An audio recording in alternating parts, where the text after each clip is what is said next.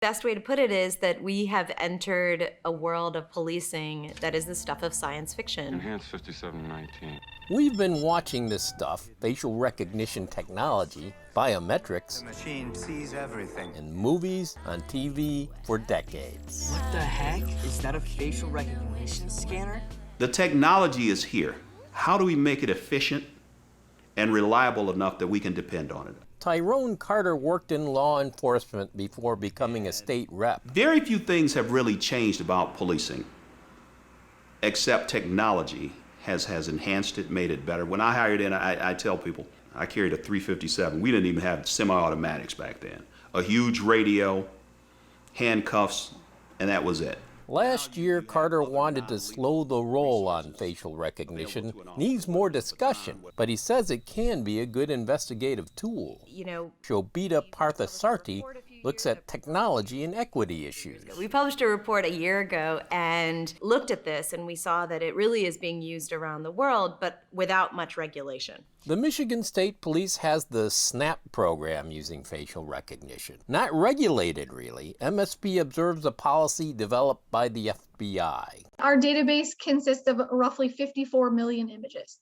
If they were arrested in our state or have a valid driver's license in our state, then that's what we would have. Odds are you're in there, maybe a few times. The State Police facial recognition package comes from DataWorks Plus in South Carolina. The Detroit Police Department is also a client. The image was so clear, it was amazing. Facial recognition came to the fore when police started watching video feeds from around the city. The program, Project Greenlight. The high school I went to, the colors were green and white. So I have a thing with green. Cass Tech alum and then Police Chief James Craig explains Greenlight to out-of-town reporters in 2018. Our carjackings plummeted. And the reason why that happens because, frankly, carjackings were occurring at gas stations and liquor stores. So we're being watched. But if they ID us with live video without probable cause, there are civil libertarians who don't like that idea. That contract stated that a project objective, was to run facial recognition across live Project Greenlight feeds. No indication that's happened, but many worried it could. For better or worse, Detroit is a leader when it comes to the use of facial recognition technology. But then how does facial recognition work anyway? There are biases that make it less accurate, essentially among anyone who isn't a white man. Because the training data was very homogeneous, then the assumptions that this algorithm makes is based on the measurements of your average middle-aged white guy. But this is Detroit, where cameras point mostly at people of color. These communities of color have extremely long legacies of surveillance, even that date back to the founding of the country.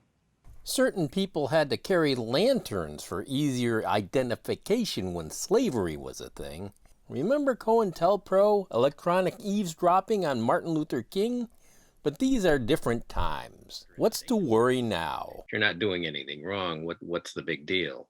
Our client, Robert Williams, had his photo in the database, and he wasn't doing anything wrong.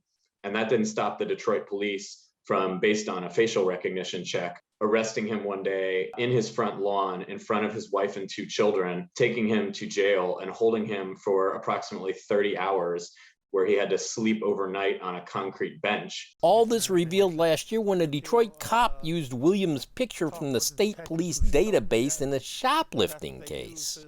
MSP did not say it was a positive match, but the arresting officer seemed to take it that way. Our investigative lead reports do indicate right on them that it's not probable cause for arrest, that it is a viable candidate, that further investigation is required to utilize that lead. So is it about the technology or is it about just bad police work here? I think it's about both the technology and the police work, and it's about the causal effect between the two.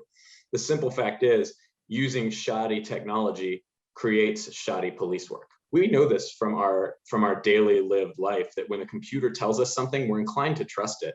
and sort of confirm what it already tells us. Like Phil Mayer says, taking directions on our GPS. I don't know hardly anybody who can't recount having turned the wrong way because Google Maps told them to, even when they knew very well that they were turning the wrong way at the time.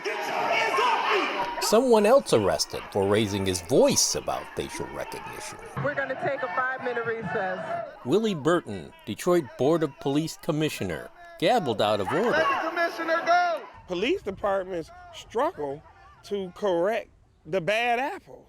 But yet, as an elected body, you move swift to arrest someone for simply questioning the policy and the procedure.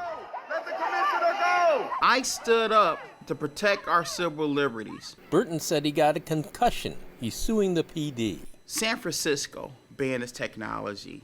Portland banned the technology.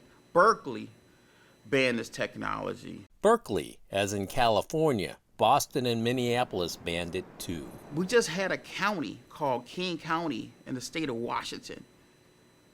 One of the whitest counties in America just banned this technology. Why does America's blackest poor city, Detroit, has to? It doesn't make any sense.